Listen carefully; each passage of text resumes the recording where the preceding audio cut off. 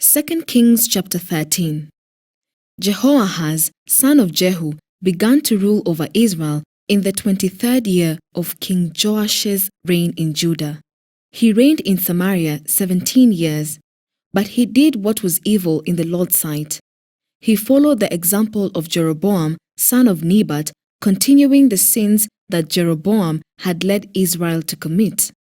So the Lord was very angry with Israel, and he allowed King Hazael of Aram and his son Ben-Hadad to defeat them repeatedly.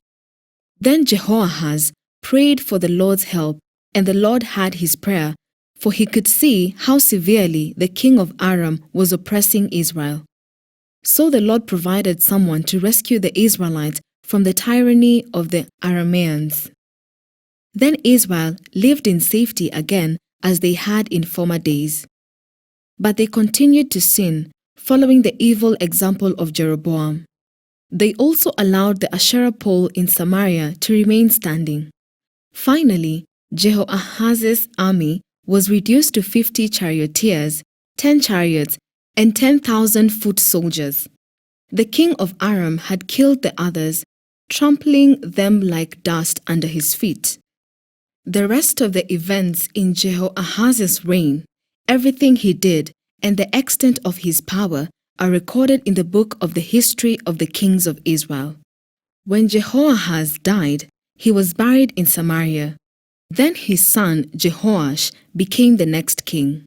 Jehoash, son of Jehoahaz, began to rule over Israel in the 37th year of King Joash's reign in Judah. He reigned in Samaria 16 years, but he did what was evil in the Lord's sight. He refused to turn from the sins that Jeroboam, son of Nebat, had led Israel to commit. The rest of the events in Jehoash's reign and everything he did, including the extent of his power and his war with the king Amaziah of Judah, are recorded in the book of the history of the kings of Israel. When Jehoash died, he was buried in Samaria with the kings of Israel. Then his son Jeroboam II became the next king. When Elisha was in his last illness, King Jehoash of Israel visited him and wept over him. My father, I see the chariots and charioteers of Israel," he cried. Elisha told him, "Get a bow and some arrows." And the king did as he was told. Elisha told him, "Put your hand on the bow."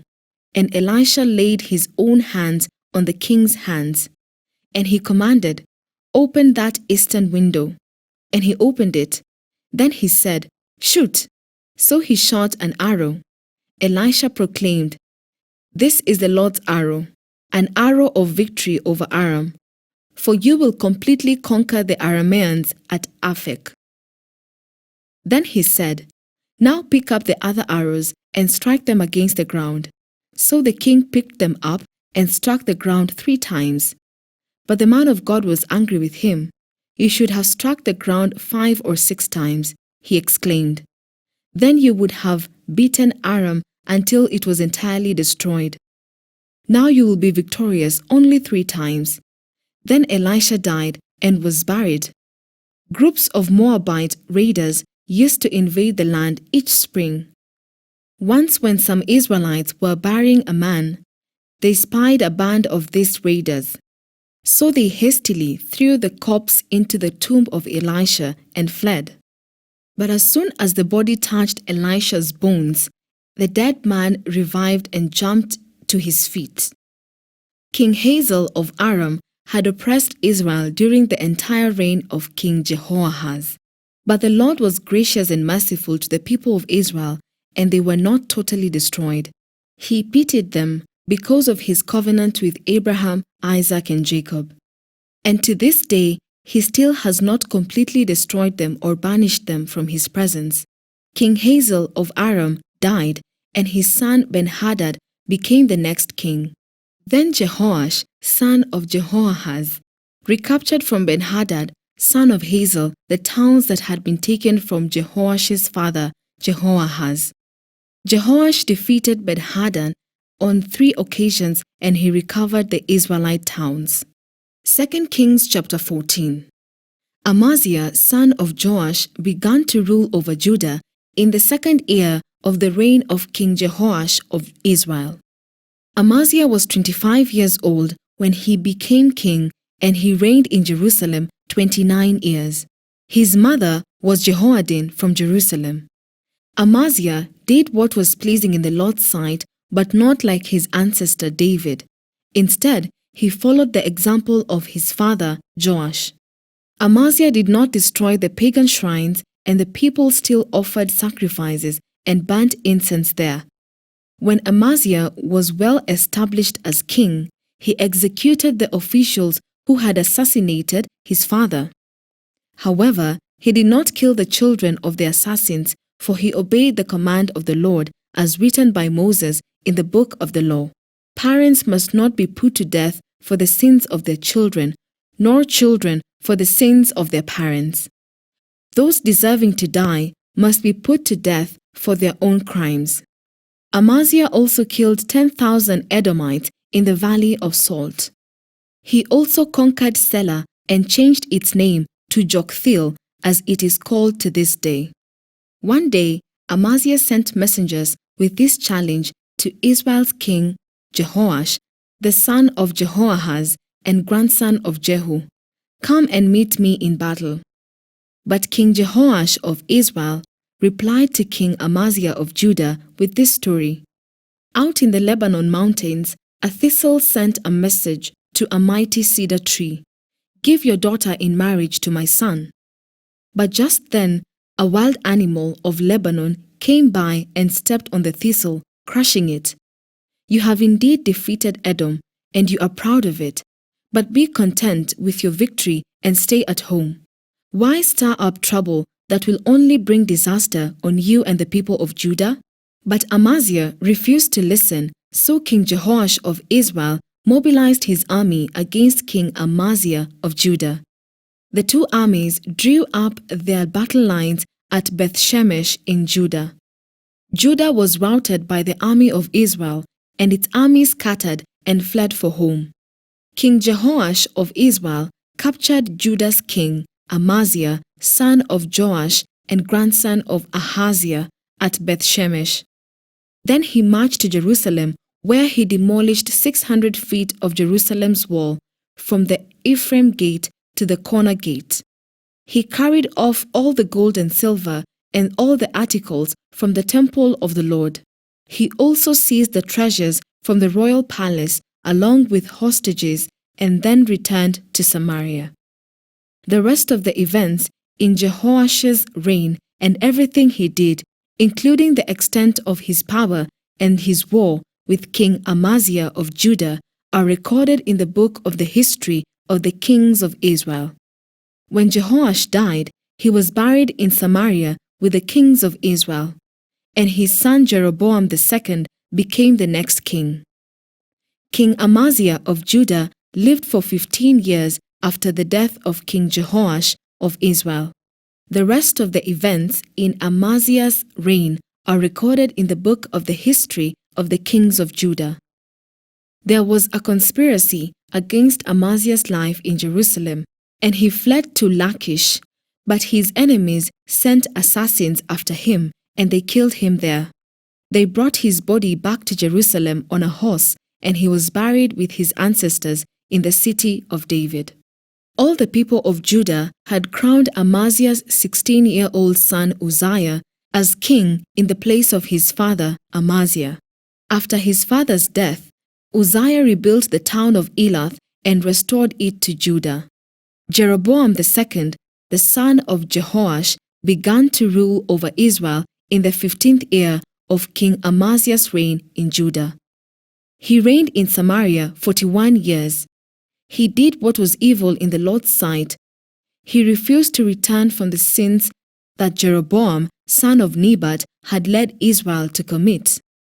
Jeroboam II recovered the territories of Israel between Lebo-Hamath and the Dead Sea, just as the Lord, the God of Israel, had promised through Jonah, son of Amittai, the prophet from Gath-Hepher.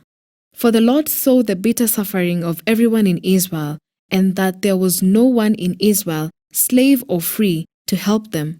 And because the Lord had not said he would blot out the name of Israel completely, he used Jeroboam II, son of Jehoash, to save them. The rest of the events in the reign of Jeroboam II and everything he did, including the extent of his power, his wars, and how he recovered for Israel both Damascus and Hamath, which had belonged to Judah, are recorded in the book of the history of the kings of Israel.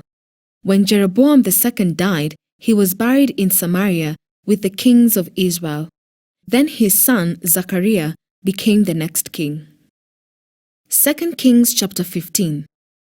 Uzziah, son of Amaziah, began to rule over Judah in the 27th year of the reign of King Jeroboam II of Israel.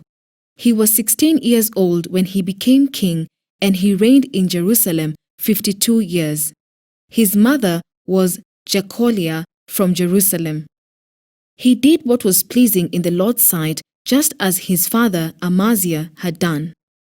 But he did not destroy the pagan shrines, and the people still offered sacrifices and burnt incense there.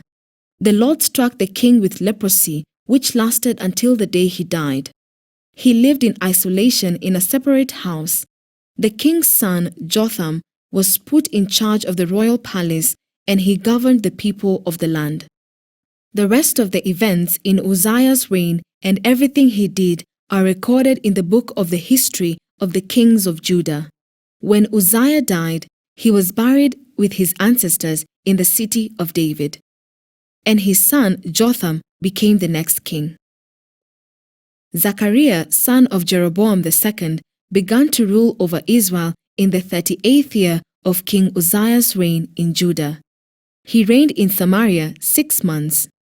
Zechariah did what was evil in the Lord's sight as his ancestors had done.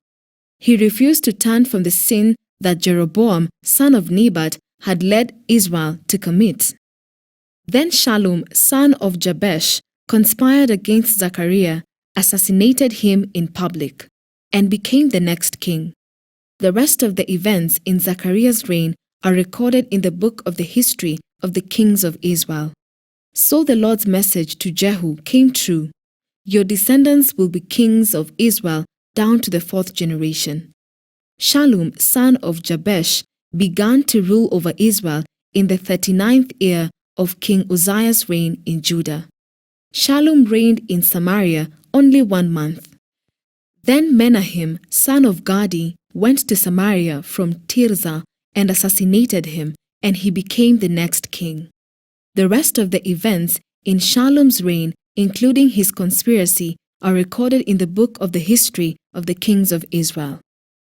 At that time, Menahem destroyed the town of Tapua and all the surrounding countryside as far as Tirzah because its citizens refused to surrender the town.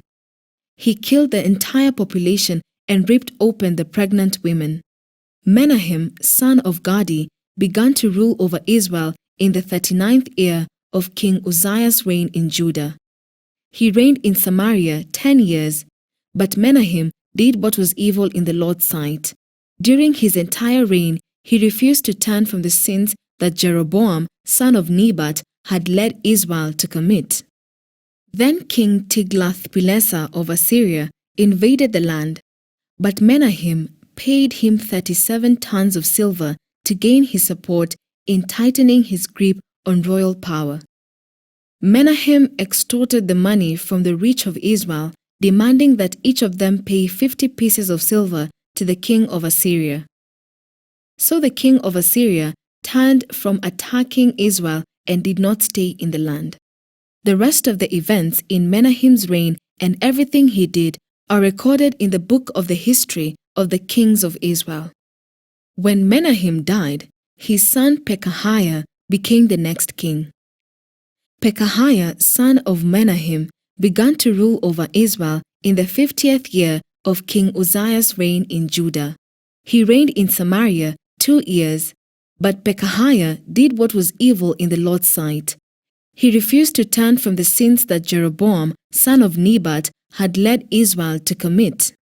Then Pekah, son of Remaliah, the commander of Pekahiah's army, conspired against him. With 50 men from Gilead, Pekah assassinated the king along with Argob and Ariel in the citadel of the palace at Samaria. And Pekah reigned in his place. The rest of the events in Pekahiah's reign and everything he did are recorded in the book of the history of the kings of Israel. Pekah, son of Remaliah, began to rule over Israel in the 52nd year of King Uzziah's reign in Judah. He reigned in Samaria 20 years, but Pekah did what was evil in the Lord's sight. He refused to turn from the sins that Jeroboam, son of Nebat, had led Israel to commit. During Pekah's reign, King Tiglath-Pileser of Assyria attacked Israel again, and he captured the towns of Ijon, Abel-Beth-Maachah, Janoah, Kedesh, and Hazah.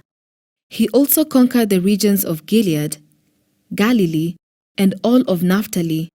Then Hoshea, son of Elah, conspired against Pekah and assassinated him. He began to rule over Israel in the 20th year of Jotham, son of Uzziah. The rest of the events in Pekah's reign and everything he did are recorded in the book of the history of the kings of Israel. Jotham, son of Uzziah, began to rule over Judah in the 2nd year of King Pekah's reign in Israel. He was 25 years old when he became king and reigned in Jerusalem 16 years. His mother was Jerusha, the daughter of Zadok. Jotham did what was pleasing in the Lord's sight. He did everything his father Uzziah had done. But he did not destroy the pagan shrines, and the people still offered sacrifices and burnt incense there. He rebuilt the upper gate of the temple of the Lord. The rest of the events in Jotham's reign and everything he did are recorded in the book of the history of the kings of Judah. In those days, the Lord began to send King Rezin of Aram and King Pekah of Israel to attack Judah. When Jotham died, he was buried with his ancestors in the city of David, and his son Ahaz became the next king. 2 Kings chapter 16. Ahaz, son of Jotham, began to rule over Judah in the 17th year of King Pekah's reign in Israel. Ahaz was 20 years old when he became king, and he reigned in Jerusalem 16 years. He did not do what was pleasing in the sight of the Lord his God, as his ancestor David had done. Instead, he followed the example of the kings of Israel, even sacrificing his own son in the fire. In this way, he followed the detestable practices of the pagan nations the Lord had driven from the land ahead of the Israelites. He offered sacrifices and burnt incense at the pagan shrines and on the hills and under every green tree. Then King Rezin of Aram and King Pekah of Israel came up to attack Jerusalem. They besieged Ahaz but could not conquer him. At that time, the king of Edom recovered the town of Elath for Edom. He drove out the people of Judah and sent Edomites to live there, as they do to this day. King Ahaz sent messengers to King Tiglath-Pileser of Assyria with this message: I am your servant and your vassal. Come up and rescue me from the attacking enemies of Aram and Israel. Then Ahaz took the silver and gold from the temple of the Lord and the palace treasury and sent it as payment to the Assyrian king. So the king of Assyria attacked the Aramean capital of Damascus and led its population away as captives, resettling them in Kir. He also killed King Rezin. King Ahaz then went to Damascus to meet with King Tiglath-Pileser of Assyria. While he was there, he took special note of the altar. Then he sent a model of the altar to Uriah the priest, along with its design in full detail. Uriah followed the king's instructions and built an altar just like it, and it was ready before the king returned from Damascus. When the king returned, he inspected the altar and made offerings on it. He presented a burnt offering and a grain offering. He poured out a liquid offering, and he sprinkled the blood of peace offerings on the altar. Then King Ahaz removed the old bronze altar from its place in front of the Lord's temple, between the entrance and the new altar, and placed it on the north side of the new altar. He told Uriah the priest, "Use the new altar for the morning sacrifices of burnt offerings, the evening grain offering, the king's burnt offering, and the burnt offerings of all the people, as well as their grain offerings and liquid offerings. Sprinkle the blood from all the burnt offerings and sacrifices on the new altar. The bronze altar will be for my personal use only." Uriah the priest did just as King Ahaz commanded him. Then the king removed the side panels and basins from the portable water carts. He also removed the great bronze basin called the sea from the backs of the bronze oxen and placed it on the stone pavement. In deference to the king of Assyria, he also removed the canopy that had been constructed inside the palace for use on the Sabbath day, as well as the king's outer entrance to the temple of the Lord. The rest of the events in Ahaz's reign and everything he did are recorded in the book of the history of the kings of Judah. When Ahaz died, he was buried with his ancestors in the city of David. Then his son Hezekiah became the next king.